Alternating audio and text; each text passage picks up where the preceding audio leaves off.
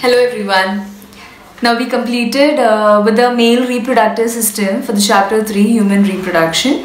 We started with the explanation and we ended till the secondary sex organs of the male reproductive system. Today we begin with the female reproductive system. As we studied for the male reproductive system, the primary sex organ, they have a primary sex organ and they have a secondary sex organ. In the same way, the female as well has a primary sex organ and a secondary sex organ. Now in male, the primary sex organ was the testes. In the female, the primary sex organ is the ovary. So let's go into the detail about it. Very first thing I wanted to say in this explanation would be consisting entirely of the diagrammatical explanation. So I will be showing you the diagram and as per that I will be explaining you the topic. Okay. So the first one, the ovaries. They produce female gametes, that is ovum, and several steroid hormones, or you can also name it as ovarian hormones. Okay, they produce female gametes, which is ovum, and different steroid hormones, that is ovarian hormone. Now the ovaries, what are the shape of the ovaries? It is almond shape, or you can say oval shaped. Okay, where does it lie? The location is where? In the lower part of the abdomen. Where is the location? In the lower part of the abdomen. Now what is the size or the length of the ovary? Each ovary is about 2 to 4 centimeters in length and is connected by a ligament, and that is known as an ovarian ligament, okay, to the uterus by a suspensory ligament to the lateral pelvic wall. Now it has a covering, the ovary has a covering, each ovary. Now each ovary is covered by a thin epithelium enclosing the ovarian stroma, which contains connective tissue, blood vessels and mature follicles. The stroma is divided into two parts, that is peripheral cortex and an inner medulla. I repeat, one is peripheral cortex and the second one inner medulla. The ovarian cortex contains mainly rounded or oval bodies called ovarian or Graafian follicles at various stages of development, which ultimately gives rise to ovum. Okay, so this was about the primary sex organ.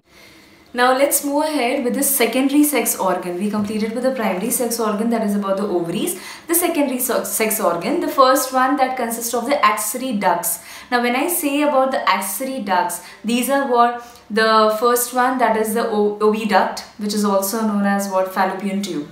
The second one is the uterus and the third one is the vagina.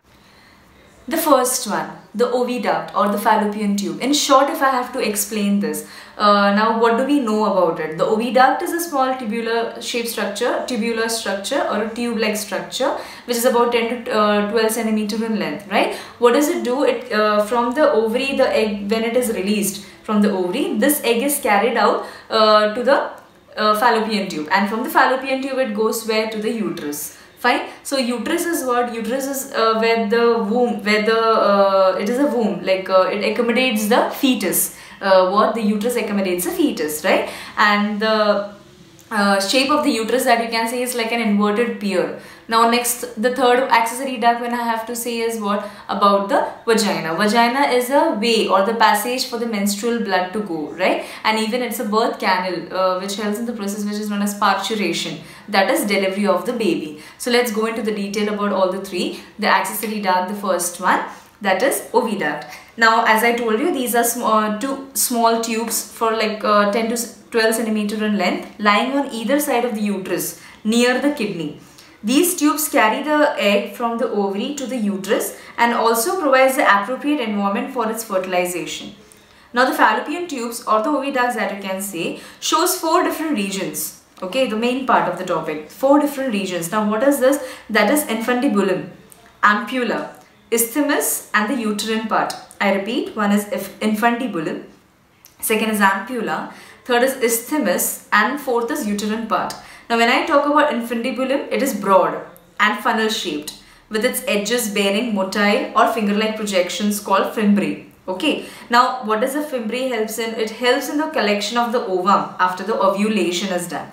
Now the second region, that is ampulla. Ampulla is long, wide, and even it is thin walled, part of the fallopian tube next to the infundibulum where fertilization takes place. The third one, that is isthmus. It is a short narrow lumen. Lumen, when I say, kind of a cavity that you can say, that follows ampulla and joins the uterus. Now when I talk about the fourth region, that is the uterine part, passes through the uterine wall and communicates with the uterine cavity. Uterus, which is a womb, you can say. It is about 7.5 cm long and 5 cm wide, and like a inverted Purin shape that I can see. It is supported by ligaments attached to the pelvic wall. Now where does it lie? It lies between the urinary bladder and the rectum. Now uterus has a thick, highly vascular wall which is composed of 3 layers of tissues. One is perimetrium, myometrium and endometrium. Now when I say perimetrium, it is the outer wall. Myometrium, it is a middle wall. Endometrium is the inner wall. Okay. Now perimetrium, it is a thin membranous covering of uterus wall. And myometrium, a layer of smooth muscle fibers which contracts strongly during the delivery of the baby. Okay. And endometrium, it is a glandular layer with many blood vessels. It undergoes cyclic changes during the menstrual cycle. Okay. Now the uterus, which is shown in the diagram, the uterus, as you can see properly, all the 3 different layers, that is perimetrium, myometrium and endometrium. The uterus which receives the ovum from the fallopian tube, right? Now fallopian tube, already we stated that fallopian tube is the one that carry the ovum from the ovary to the uterus, right? An egg, after being fertilized, gets implanted in the uterus. It forms placenta for the development of the fetus and also expels the young one at the time of the birth. Now the cervix, which is there, is a narrow entrance of the uterus into the vagina. It has strongest sphincter muscle. Now sphincter is what it gives flexibility to the walls of the muscles in its wall and is normally blocked by a plug of mucus. The cavity of cervix is called the cervical canal, which along with vagina forms the birth canal. And the third goes here is the vagina. It is about 10 cm long and acts as a receptacle, or you can say receptacle, for the penis or the penis during copulation. Copulation, you can also say it as intercourse or coitus. Allows the passage for the menstrual flow and the birth canal during parturition. As I told you, that is delivery of the baby. It opens the exterior by an aperture called vaginal orifice. The next part we have to talk about is the mammary gland. Now we already know that mammary glands, or the female breast glands, you can say, these are paired in structures, right? These are paired in structures. Now what does a mammary gland do? It secretes milk. Now when it secretes milk, meaning it gives nourishment to the baby, the developing baby. Okay, so let's go into the detail about the mammary glands. These are paired structures, or the breast, functional in female mammals only. Okay, breasts are the rounded paired structures located over the pectoral muscles on the front wall of the thorax. Now each breast in its middle has a nipple surrounded by a circular pigmented area. That area is known as an areola. Okay, what is it known as?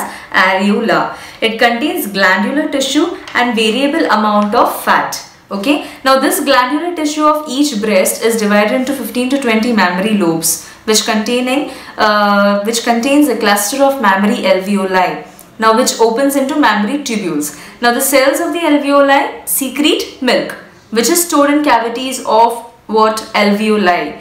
The tubules of each lobe join to form a mammary duct.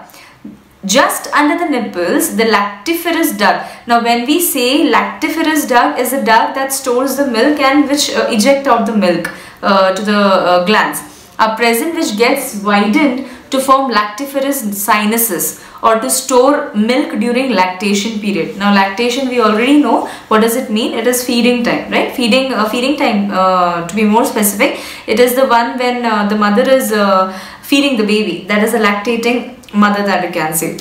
Several mammary ducts join to form a wider mammary ampulla, which is connected to the lactiferous duct, through which the milk is sucked out. Okay, now here the primary and the secondary organs along with the pair of mammary glands are done, which are integrated structurally and functionally to support process of ovulation, fertilization, pregnancy, birth and child care. Okay, the last one that we have to study is about the external genitalia, or you can also say it as vulva. Okay, now the external genitalia of females have different parts. The first one is mons pubis. Okay, the first one is mons pubis. Now first, mons pubis, when I talk about, it is the anterior most structure of the external genitalia, and it is covered with skin and the pubic hair. Okay, the second one, it is known as labia majora and labia minora. Now two longitudinal folds of tissue called labia majora form the boundary of the external genitalia. It covers two additional folds of tissue called the labia minora. Now this both majora and minora protect the vaginal and the urethral openings beneath them. The third one, which is the clitoris. Now clitoris, it is a small erectile organ which lies at the upper junction of the labia minora above the urethral opening. It is homologous to glans penis or of males. Okay, the last one, the external genitalia which covers is the hymen. The vagina orifice is normally covered by a membrane called hymen. It is a thin mucous membrane which covers the vaginal opening either partly or completely.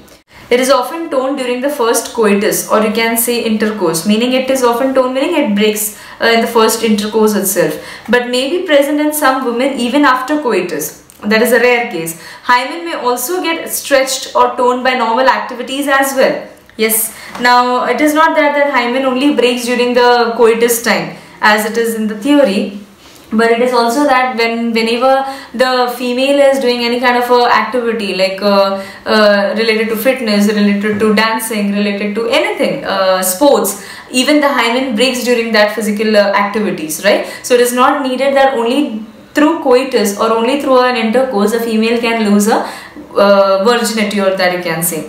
So hymen may also get stretched or torn by normal activities, as I told you, like riding the cycle or any physical activities that you can include, about the sports, about the dancing, of etc.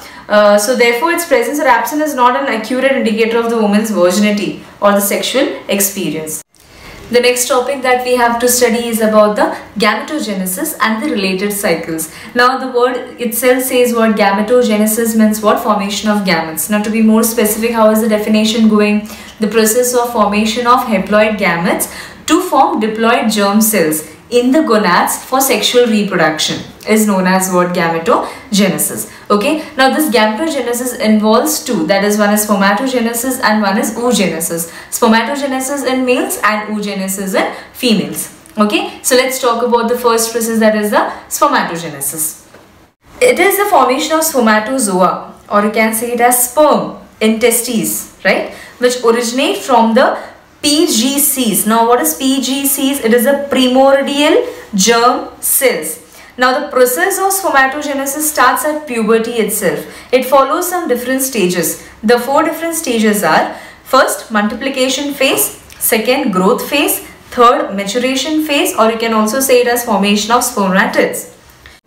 Multiplication phase. The undifferentiated germ cells present on the inside wall of seminiferous tubules of the testes. We have already spoken about seminiferous tubule while explaining about the male reproductive system. So I repeat, the germ cells present on the wall, inside wall of the seminiferous tubules of the testes, these are known as spermatogonia. Okay, spermatogonia, or in the singular form, if you have to say, you can say it as spermatogonium. Okay, or you can also say it as sperm mother cells.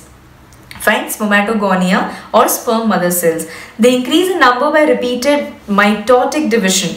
Yes or no? Now mitosis is a cell division which happens in the somatic cells, that is in the non-reproductive cells. So that the newly formed spermatogonium or the spermatogonia possesses the same number of chromosomes. Now each spermatogonium is diploid and contains 46 chromosomes. So this was about the multiplication, how it gets multiplied. The second one is about the growth phase. Some of the spermatogonia which is there, now when I am saying spermatogonia, you understand what it is, right? Some of the spermatogonia differentiate to form the primary spermatocytes, right? Now as you can see in the flowchart itself, it is given about the different stages. The third one is what? The maturation phase or the formation of spermatids.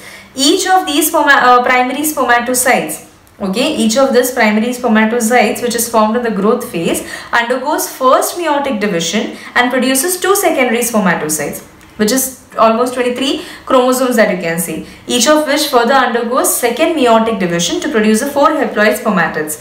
The spermatids transform into spermatozoa, which is a sperm, by the process which is known as spermiogenesis. Right? This is the diagrammatical view of the seminiferous tubule. Now, the fourth one is the differentiation phase. Now, after spermiogenesis, which is happening, now spermiogenesis is what? The spermatids transform into spermatozoa.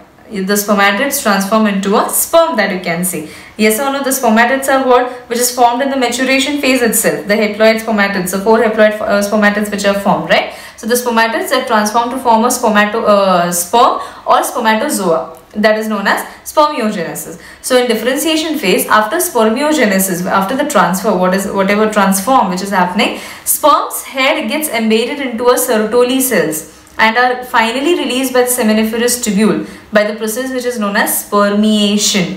Okay, I repeat, after spermiogenesis, sperm's head gets embedded in the Sertoli cells and are finally released from the seminiferous tubules by the process.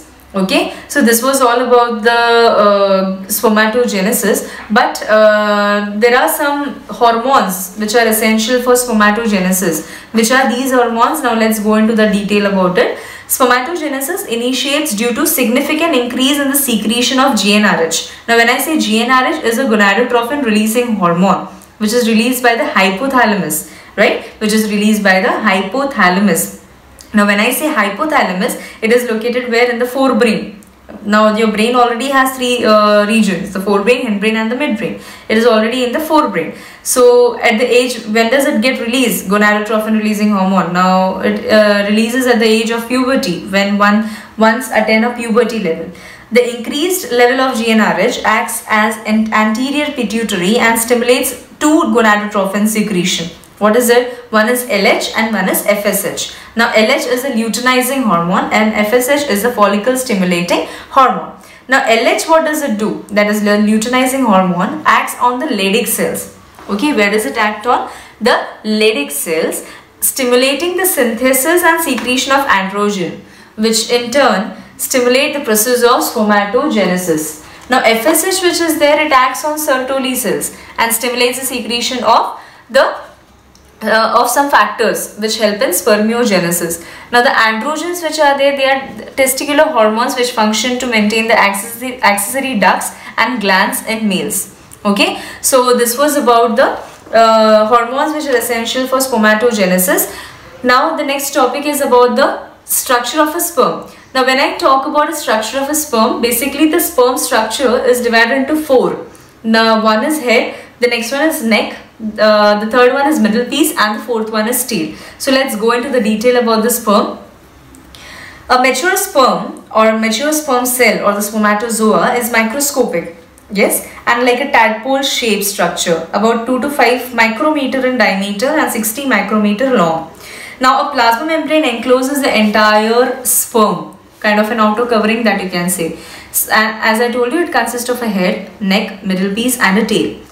Now the head which is there, it is flat, oval in shape and composed of a large haploid nucleus and a small cap-like structure which is known as acrosome.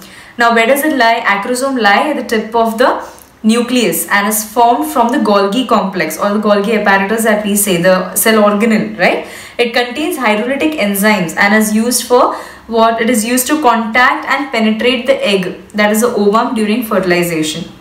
Okay, the second part, which is the neck. The neck is short and contains 2 centrioles, one lying behind the other at right angles. Okay, now this proximal centriole plays a key role in first cleavage of the zygote, and distal centriole gives rise to the axial filament of the sperm. The third one is a middle piece. It is a cylindrical in shape and known as powerhouse of the sperm. It possesses many mitochondria to produce energy for the movement of the tail that facilitates sperm motility, essential for fertilization. Now the fourth one, which is a tail, it is very long, slender, tapering structure of cytoplasm. It is a fine thread called axial filament arises from the posterior centriole. Okay, The spermatozoa swim by vibrating their tail in a fluid medium in search of ova. If a sperm fails to contact an ovum within a specific period, it exhausts its energy and dies. The human male ejaculates about 200 to 300 million sperms during a coitus. For normal fertility, about 60% of them must have normal shape, size, and at least 40% of them show vigorous motility. Okay, so this was all. This was all about the male reproductive system, which wouldn't have been possible with a diagrammatical explanation. So, male reproductive system, both primary and the secondary sex organ is completed, and even the process of spermatogenesis is completed, which is a form of gametogenesis. The second is the oogenesis, that is in female, that we have to start with, oogenesis. Now, what is oogenesis? It is a process of formation of a mature female gamete. Now, the production of eggs in females begins before birth. Yes, that is during the embryonic development itself. Now, when I am saying it happens before birth, now when a female baby, baby girl is born, already in the ovary of that baby, already there are thousands of eggs which are there, right? Now, when there are thousands of eggs, these eggs are known as immature egg. Now, when does it get matured? When they start menstruating. When they attain their puberty level and they start menstruating, and when they start menstruating, every month one egg has been released. That we will be dealing in the next concept, that is menstrual cycle in deep. Okay, so let's go again with the oogenesis only. So what happens is here, where does this production of eggs takes place? It takes place in the ovaries itself, right? Now, as in the spermatogenesis, there were different phases. In the same oogenesis also, there are different stages. There is multiplication phase or the stage, second is growth stage, and the third one is the maturation. First one, multiplication phase. The cells of the germinal epithelium undergo mitotic division, producing undifferentiated germ cells called oogonia, or you can also say it as egg mother cells within each fetal ovary. Okay, now these cells start dividing and enter prophase 1, that you can say, of meiotic division, and temporarily arrested at this stage. Now these cells are known as what? The primary oocytes. Okay, what are these known as? The primary oocytes. And the second phase, that is the growth phase. Now each primary oocyte which is there, it gets surrounded by a layer which is known as granulosa cells and is called the primary follicle. About 2 million of these follicles exist in females during birth itself, before birth in fact. A large number of these follicles degenerate during the phase from birth to puberty. Fine. Now therefore at puberty only about, you can say, 60,000 to 80,000 primary follicles are left in each ovary. The primary follicles get surrounded by more layers of granulosa cells and a new theca to form secondary follicles. The third one is the maturation phase. Now, during this phase, the secondary follicle transforms into the tertiary follicle. These are characterized by a fluid cavity called the antrum. The theca layer is organized into an inner theca interna and the outer theca interna. Okay, now when I am saying theca, I hope you understand what is theca. Theca is a layer. Okay. Inner or outer layer that you can specify. Now, according to the flowchart, if you have to go, the primary oocyte within this tertiary follicle grows in size. The fully grown primary oocyte completes its first meiotic division. Okay, it completes its first meiotic division, producing what? The 2 daughter nuclei, in which larger haploid cell is called the secondary oocyte and the tiny one is called the first polar body. The secondary oocyte retains bulk of the nutrient-rich cytoplasm of the primary oocyte, and the tertiary follicle further changes into a mature follicle or Graafian follicle. The secondary oocyte forms a new membrane which is known as zona pellucida around it and starts its second meiotic division, but remains suspended in the metaphase 2 itself till the sperm enters inside it. At this stage, the Graafian follicle ruptures to release the secondary oocyte from the ovary. The release of the secondary oocyte from the ovary is called what? The ovulation.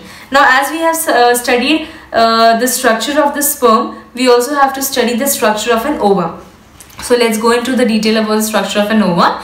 The structure of an ovum is round in shape. It is obviously non-motile cell. Okay. Now, in humans, the ovum is yolk-free. That is, it has abundant cytoplasm called ooplasm with a prominent nucleolus at the center.